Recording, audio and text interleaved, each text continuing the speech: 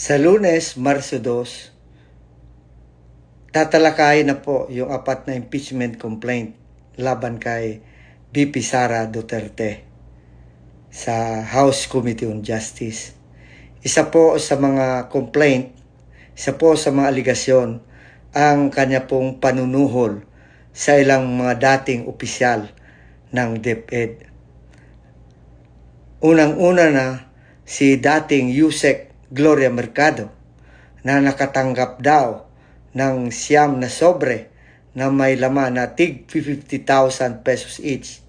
Nakapagtataka nga kung para saan ba yung pera na yon.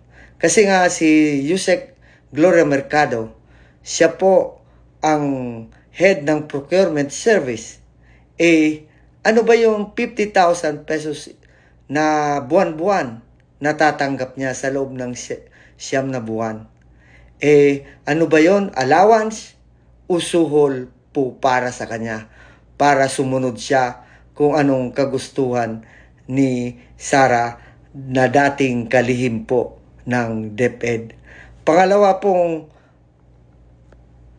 empleyado, opisyal ng DepEd na nakatanggap ng suhol o cash na nilalaman ng sobre ay si Director Risty Oseas na sinasabing nakatanggap na 4 na sobre na may laman na mula sa 12,000 to 15,000.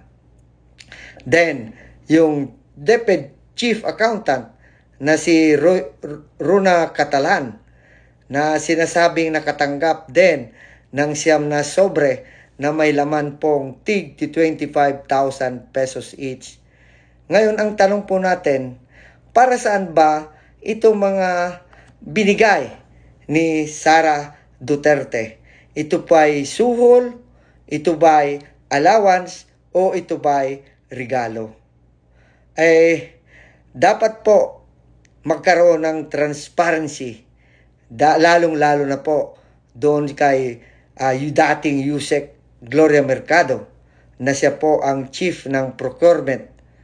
Kasi nga, pwede pong pagdudahan na ini-influence ang kanya pong desisyon dahil po sa mga sobre na may lamang 50,000 each para paboran kung sino man ang gusto ni Sara.